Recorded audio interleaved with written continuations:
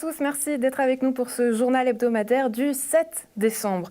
Une édition qui plaira certainement aux amoureux de la nature puisqu'on ira sur les traces du loup.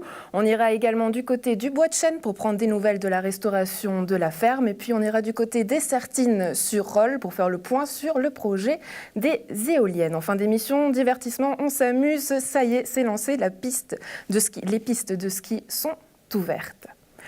Pour débuter, on s'intéresse à la politique. La péréquation est incompréhensible et ingérable. C'est par ces mots que Béatrice Métro a pris position lors de l'Assemblée générale des syndics ce lundi 4 décembre.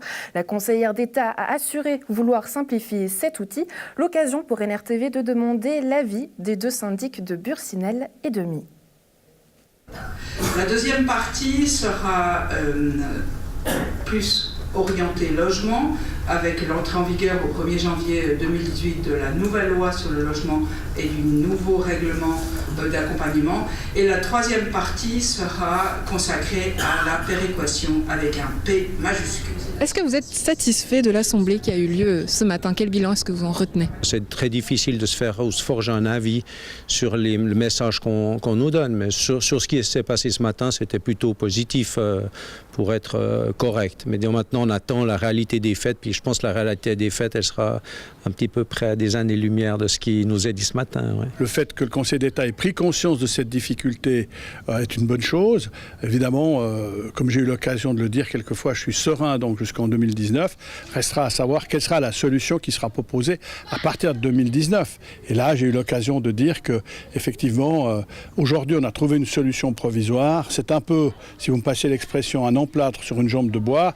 La jambe de bois va tenir, mais il faudrait peut-être changer de jambe. On va contre une situation qui se péjore. Il n'y a pas de raison que ça aille dans un autre sens.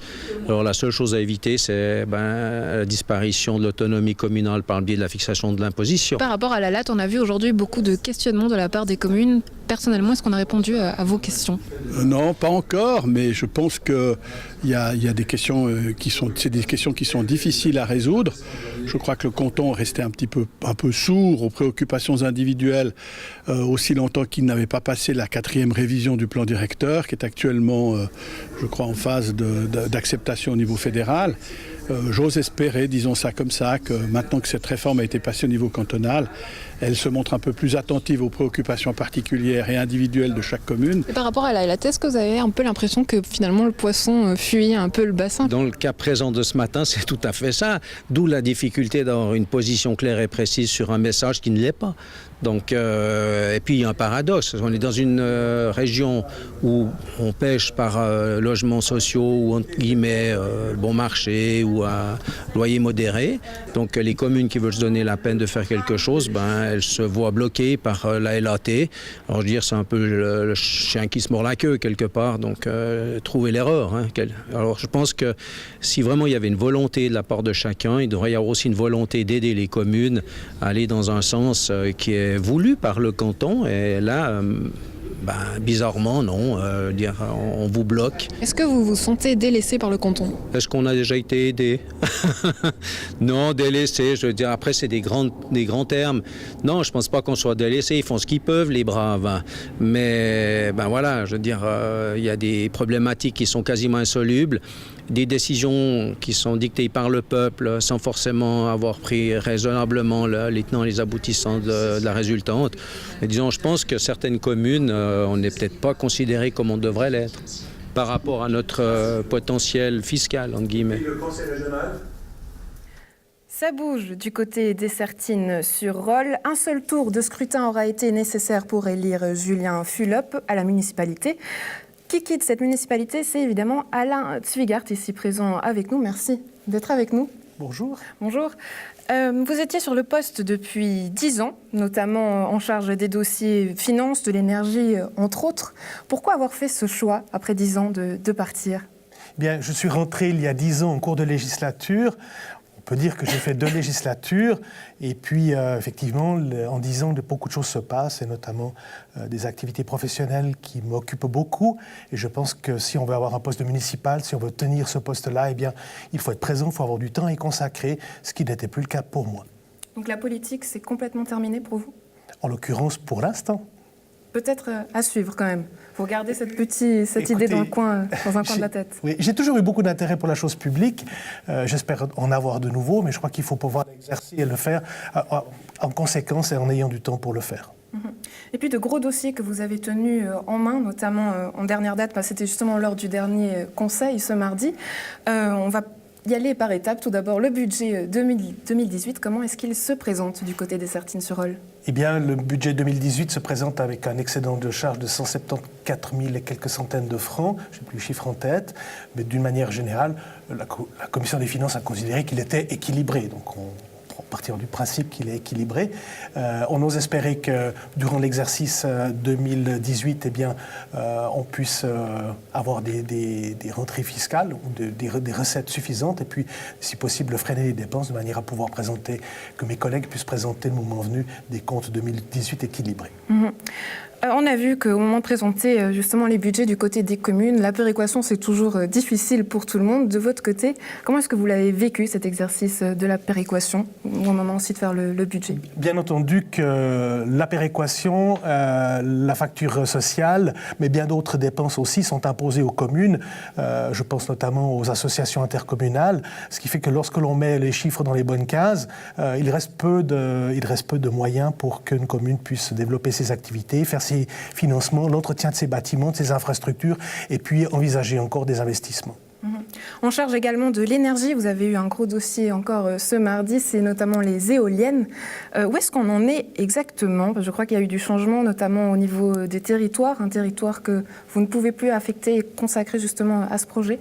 Alors tout d'abord peut-être un peu d'historique. On a démarré en 2019 avec les premières discussions avec SIG, puis on a constitué dans la foulée une société, Esservant, en charge des travaux de préparation et des travaux d'investigation et puis peut-être un jour d'exploitation.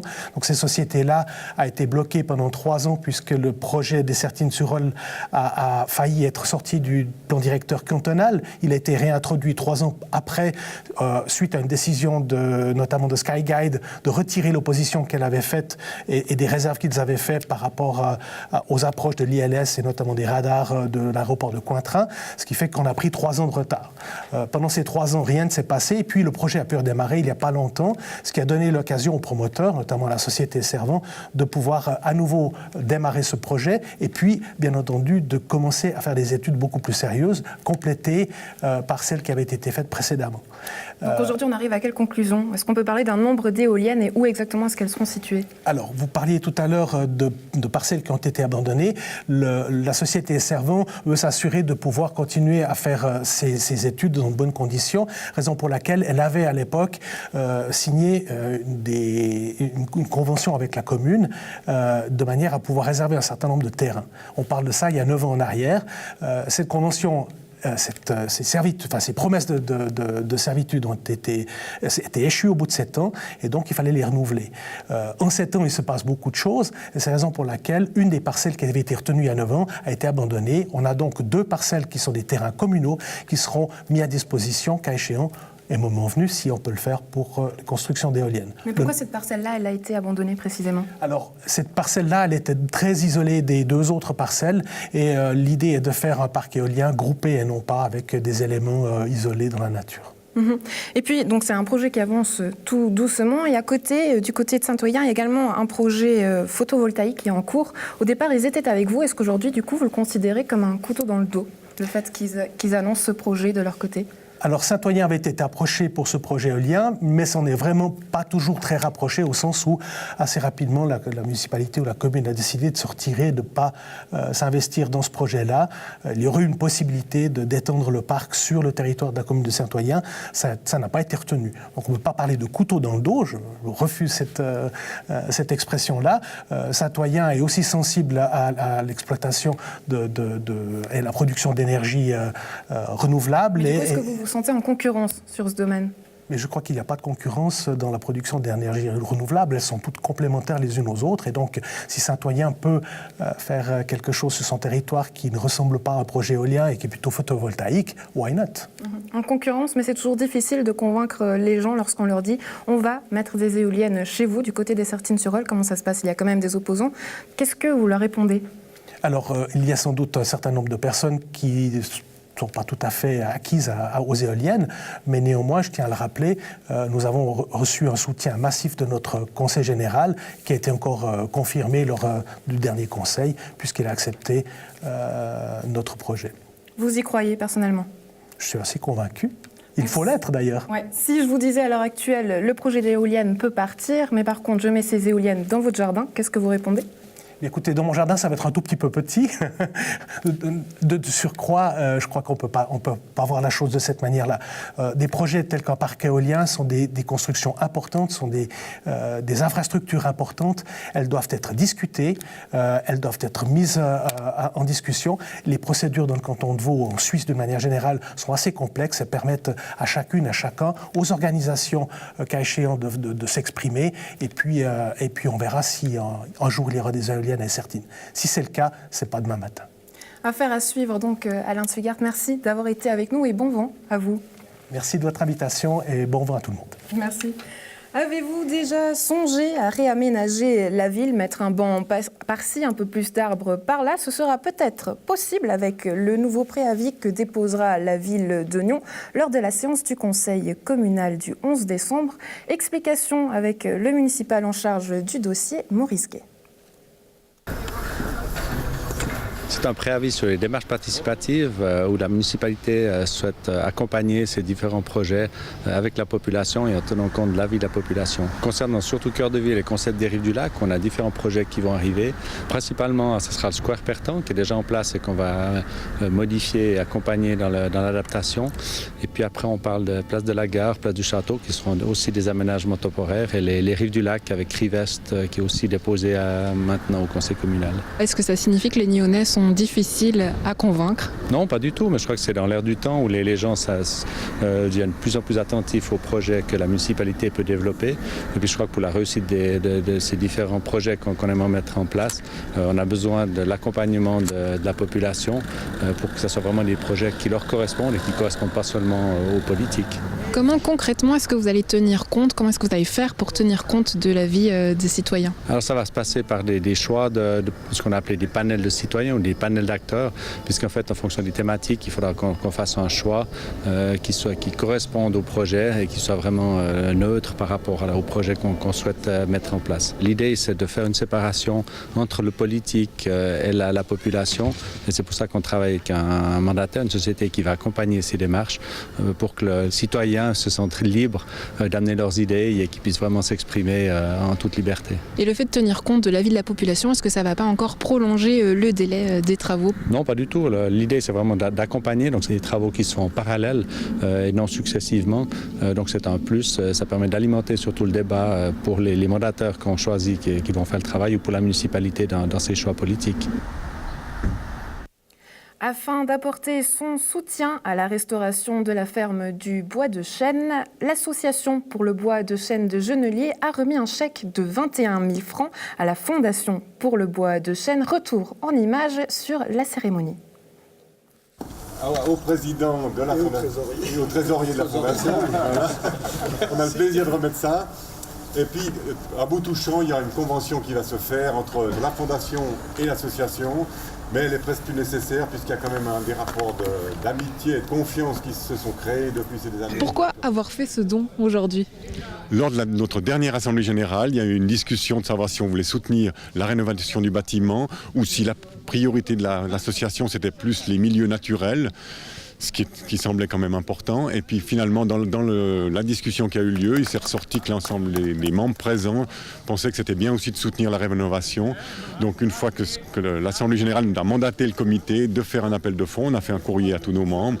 Et puis après, voilà, le retour, il a été remis aujourd'hui. L'argent est arrivé assez vite. En quelques mois, on a réuni cette somme. Et puis aujourd'hui, heureusement, il fait beau. Et même s'il fait froid, on peut manifester tout ce moment de très grand plaisir de ce partage. C'est quand même en tant que partenaire de la Fondation, partenaire du projet, on se devait de soutenir cet appel de fonds, quoi.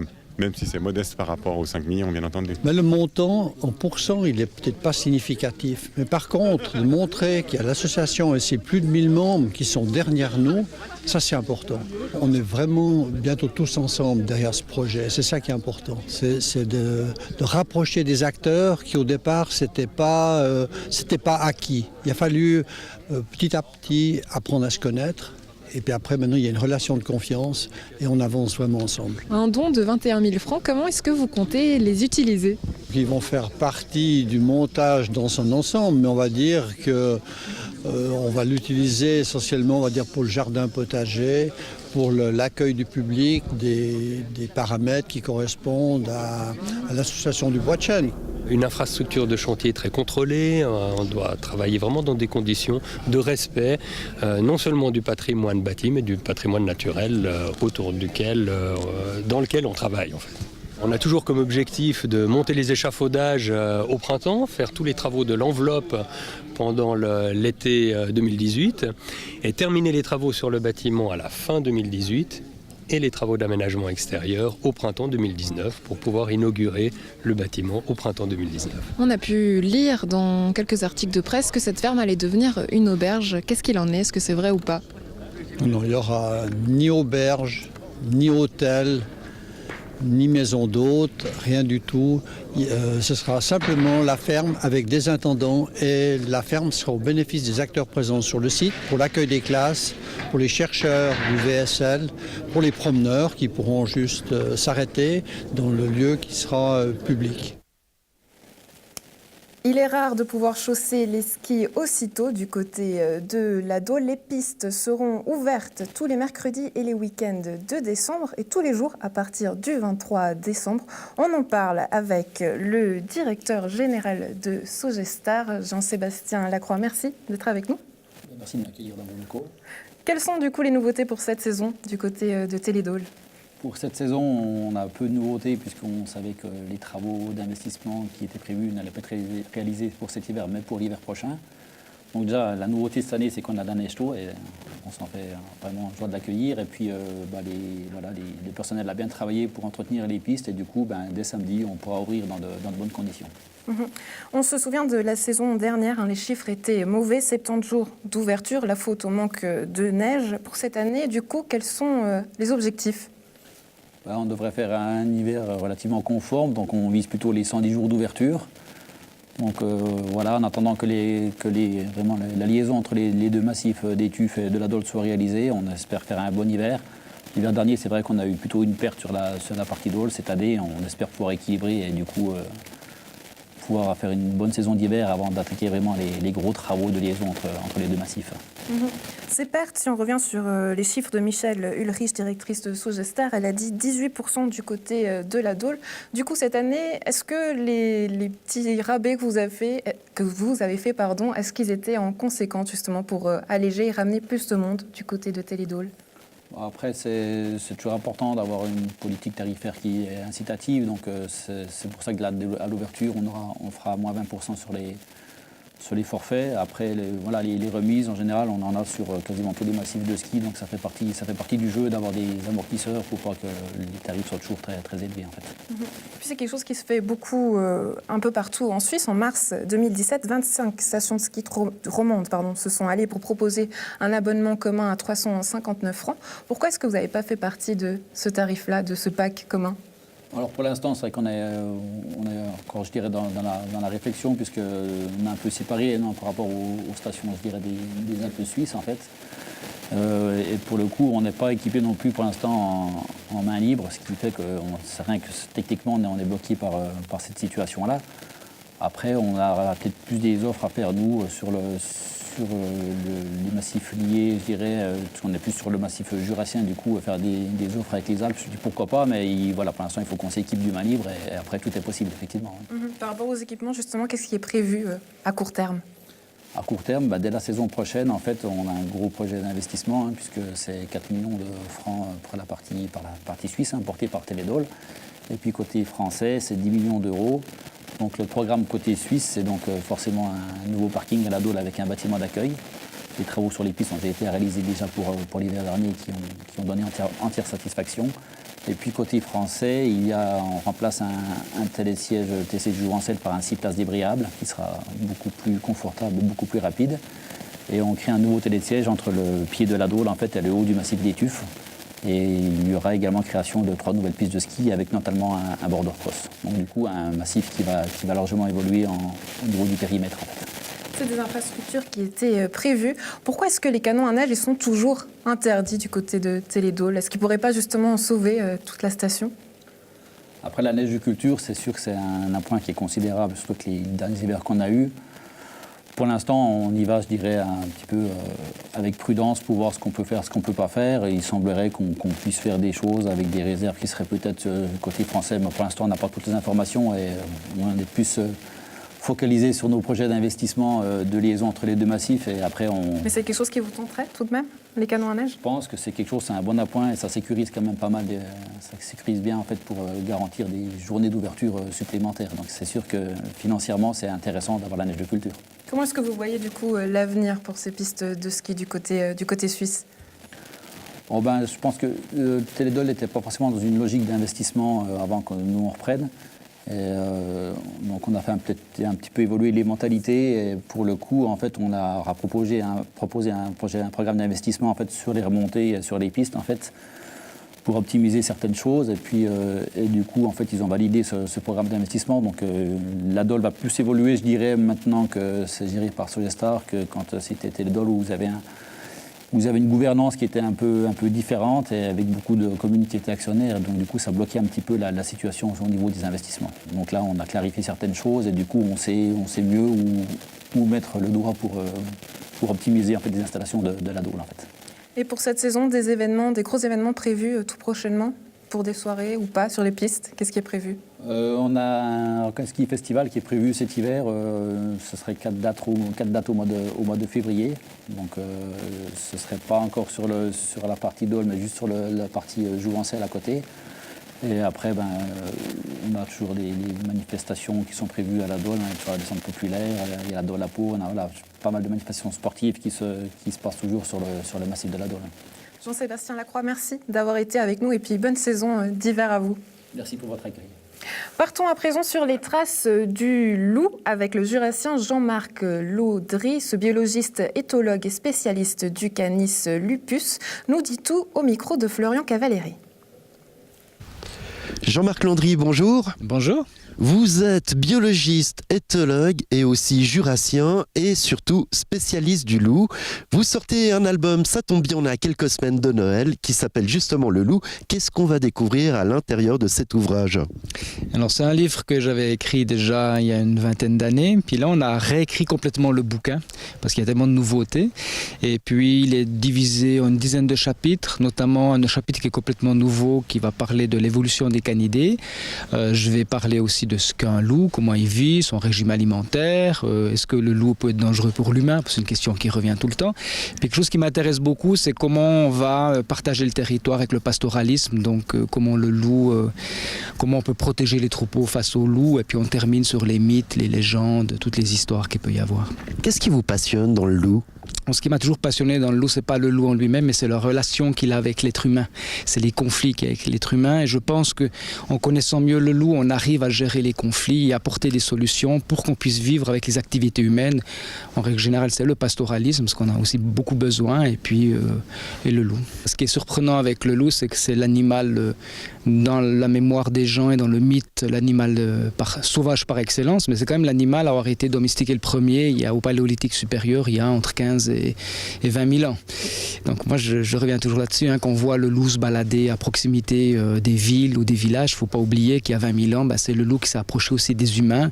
Et à travers cette histoire entre l'humain et le loup, on a créé le chien et probablement qu'on a aussi créé l'humain. C'est-à-dire qu'on ne serait pas ce que nous sommes aujourd'hui sans cette rencontre avec le loup. Alors ici, on est au parc de la Garenne, devant l'enclos justement des loups, mais le loup fait aussi son retour dans la région. Alors, depuis une vingtaine d'années, le loup est revenu en Suisse, d'abord en 1994-95 dans le Val Ferret. Et puis depuis quelques années, on avait des observations dans le Jura, l'arc jurassien, et depuis peu dans la vallée de Joux et puis le Jura vaudois, où on a observé cet hiver 3 loups et récemment encore 2 loups. Pour l'instant, ils ne sont pas développés en meute, c'est-à-dire que ce n'est pas une cellule familiale avec des jeunes, mais voilà, les gardes faunes sont en train de faire un suivi. Et puis il faut imaginer que ces prochaines années, on aura du loup dans le Jura. Alors certainement une meute, comment l'humain dans cette région qui est très développée, comment l'humain va-t-il pouvoir vivre en harmonie avec le loup, éventuellement avec une meute ? Alors l'humain, d'une manière générale, le randonneur, le skieur peut vivre, ou le bûcheron peut vivre sans problème avec le loup. Où on aura probablement des problèmes, ce sera avec l'élevage ovin, parce que le loup peut malheureusement s'intéresser aux ovins et puis les attaquer, les manger. Et puis avec les bovins, c'est pas tellement avec les vaches adultes, mais avec les veaux. Donc voilà, je sais que le canton de Vaud est en train de préparer tout ça d'une manière très professionnelle, parce que dans le canton de Vaud, ce qui est intéressant, c'est que c'est préparé de manière professionnelle, je tiens à le dire. Et puis on va faire un suivi de ce qui se passe, et puis il y aura une aide en fait aux éleveurs pour leur expliquer ce qui est en train de se passer, puis intervenir immédiatement si malheureusement un des veaux ou une vache devait être attaqué par les loups.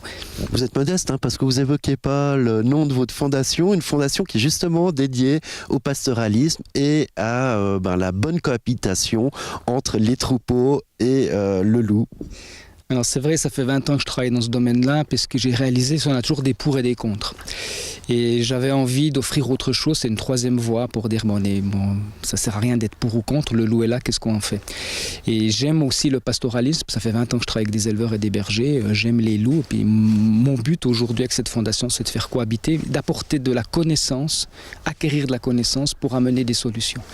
Et ça passe par quoi? Ça passe par ces fameux patous qu'on met dans les troupeaux, ces chiens qui défendent le troupeau contre le loup? Alors acquérir de la connaissance passe d'abord par des études sur le terrain avec mon équipe, avec des caméras thermiques. Nous sommes les premiers au monde à filmer de nuit les interactions loups, chiens et troupeaux. Et dans un deuxième temps, ça permet d'affiner les outils qui existent. Alors les outils, c'est ces fameux patous, ces grands chiens, voir comment ils se comportent, voir ce qu'on peut améliorer chez eux, notamment dans la sélection. Et puis on est en train de sortir aussi un collier répulsif qu'on va mettre sur les brebis qui vont détecter une attaque de loup et puis qui vont punir le loup à distance ou à proximité. Et ça, c'est des nouveaux outils que la technologie d'aujourd'hui nous permet de mettre en place. Là, on est mi-décembre, on voit les loups qui se baladent dans cet enclos, mais le loup sauvage, qu'est-ce qu'il vit en ce moment ? Alors, le sauvage vit quelque chose de particulier en ce moment, puisque ça fait à peu près un mois qu'il a quitté le site de rendez-vous. C'est l'endroit où les petits attendaient les parents de retour à la chasse, parce qu'ils sont trop petits pour suivre les parents tous les jours. Donc les jeunes louveteaux là, vont suivre les adultes et puis découvrent leur territoire. Et puis on rentre sur l'hiver, donc on commence à faire plus froid, donc les loups sont un peu plus excités. Et puis le mâle, parce que dans une meute, il n'y a qu'un mâle et une femelle qui se reproduisent. Donc s'il y a plusieurs mâles, on commence à sentir un peu des tensions. Et puis ça va préparer tout gentiment l'hiver et la saison de la reproduction qui va débuter fin février, début mars dans nos régions. Jean-Marc Landry, merci beaucoup. On rappelle le titre de votre livre, il s'appelle Le Loup. Et puis on vous invite aussi à venir à La Garenne pour découvrir ce merveilleux animal. Merci beaucoup. Merci à vous.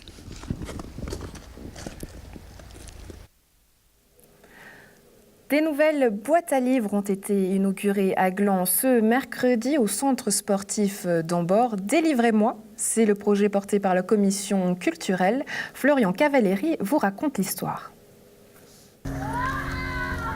C'est en fait l'occasion de créer un réseau de boîtes à livres pour permettre à tout un chacun de pouvoir partager, échanger des livres dont il n'a plus besoin ou il n'a plus envie, tout simplement pour que d'autres puissent en profiter, peut-être les mettre au fur et à mesure dans d'autres boîtes pour que d'autres personnes en profitent.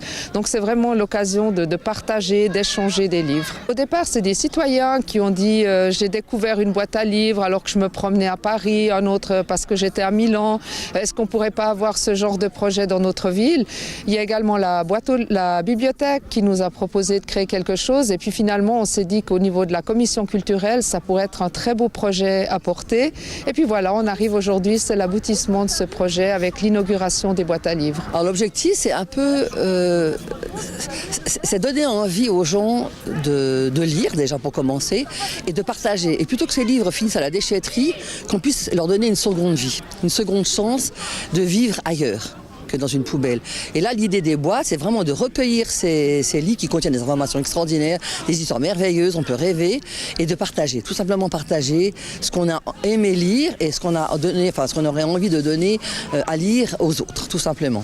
À terme, il y aura 24 alvéoles pour récupérer ces livres. Et puis, des endroits insolites, la plage, la déchetterie, au milieu des quartiers, ou ici, comme au centre sportif d'Ambord. Voilà, tout à fait, parce que l'idée, c'est vraiment d'amener de la culture dans tous les lieux. La ville de Gland, sa municipalité, a vraiment envie de pouvoir proposer une culture mobile. Donc, l'idée de proposer des boîtes à livres va vraiment dans ce sens. On a vu, l'été dernier, on a pu profiter du Carabouquin qui s'est déplacé dans les quartiers. L'année prochaine, on aimerait pouvoir animer la plage de Gland également avec des animations littéraires. Et puis voilà, des boîtes à livres qui essaiment un peu partout dans la ville. Donc il y a des initiatives privées, par exemple l'initiative d'un enseignant aux Tuyères qui a décidé de fabriquer sa propre boîte à livres avec les élèves.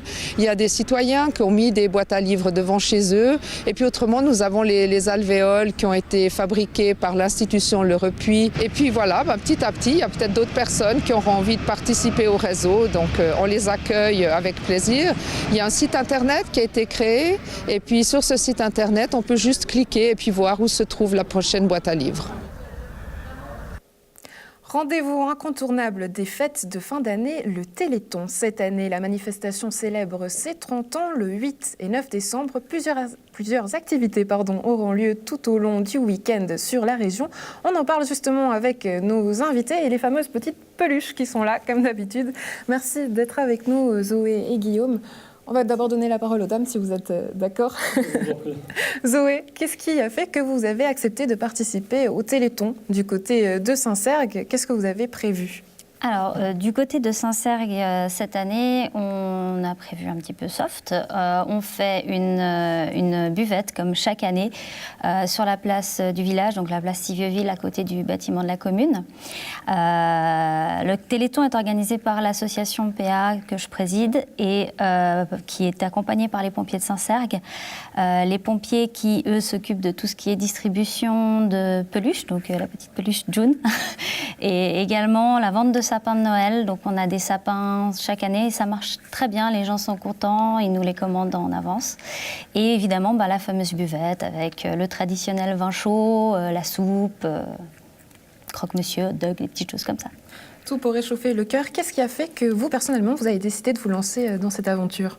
Alors, ça a commencé il y a deux éditions en arrière, parce que je fais aussi partie du corps des pompiers de Saint-Sergue. Et puis, j'ai intégré l'équipe du comité de Téléthon. J'avais envie de participer un petit peu plus aux activités organisées par la caserne. Et puis quand l'année dernière, il a fallu reprendre, on a créé cette association pour seconder justement les pompiers. Et cette association donc PA qui s'appelle donc Pour aider les autres, qui a pour but d'organiser des événements afin de reverser les bénéfices à des bonnes causes. Pour l'instant, on s'attaque qu'au Téléthon, mais on espère petit à petit pouvoir développer un petit peu plus tout ça. Toucher d'autres causes. De votre côté, Guillaume, vous avez pris cette année une grosse structure, plusieurs organisations de plusieurs communes. Donc, qu'est-ce qu'il en est? Est-ce que vous pouvez nous en citer quelques-unes? Qu'est-ce qui sera prévu? Alors, cette année, pour la commune de Gland, on a organisé une raclette à gogo. C'est la première fois qu'on organise un événement de grande taille. Le soir? Le soir. Ça sera dès 18h. Et on s'est dit peut-être, au lieu de faire des petits stands dans chaque commune que les pompiers de Gland s'occupent, on va rassembler en un seul lieu toutes les personnes. Et sur les communes du Haut, à Burtigny et à Levaux, il y aura la vente de sapins et la vente de peluches, avec vin chaud, thé, café. Après 30 années, selon vous, qu'est-ce qui fait toujours le succès de cette manifestation? Pourquoi est-ce que les gens sont toujours là, à votre avis? Le fait que, je dirais, l'entraide entre des personnes et agir peut-être pour une cause qui peut toucher n'importe qui entre nous. Et aussi, bien sûr, les peluches. Vous, personnellement, est-ce que vous étiez au courant de ces maladies rares qui touchent les enfants? Alors oui, parce que je travaille dans le domaine des soins à côté de mon activité de pompier. Donc c'est pour ça que j'ai repris l'activité du Téléthon. Et c'est malheureusement encore assez dur de les traiter. Zoé, justement, vous confirmez, vous qui dites que vous voulez justement aller de l'avant et d'aller dans d'autres manifestations pour soutenir justement d'autres causes? Oui, tout à fait. Non, c'est malheureusement des choses qui peuvent arriver à n'importe qui. On n'est jamais au courant en avance de ce qui peut se passer. Et justement, on s'engage dans ce genre de cause pour pouvoir apporter notre soutien, notre aide, parce que demain, ça peut toucher votre frère, votre sœur, votre voisin ou vous-même. Et c'est pour ça que c'est important d'être solidaires les uns avec les autres et d'essayer, quand on le peut, d'apporter notre aide et notre contribution. Et puis cette contribution, justement, avec l'aide des peluches, des boissons, de la nourriture, mais précisément, où est-ce que va l'argent, Guillaume? Alors, l'argent récolté sera entièrement versé au Téléthon. Rien ne sera récupéré par les associations ou par les pompiers. Tout sera directement pour le Téléthon qui se trouve le siège du côté de Lausanne. Merci, donc on vous souhaite évidemment une belle fête, une belle manifestation et tout bon à vous. Merci d'avoir été avec nous. Et puis à la maison, si vous voulez évidemment faire vos dons, le numéro 0800 850 860. Merci d'avoir été avec nous. À la semaine prochaine. D'ici là, portez-vous bien, soyez sages, vous le savez, mais pas trop.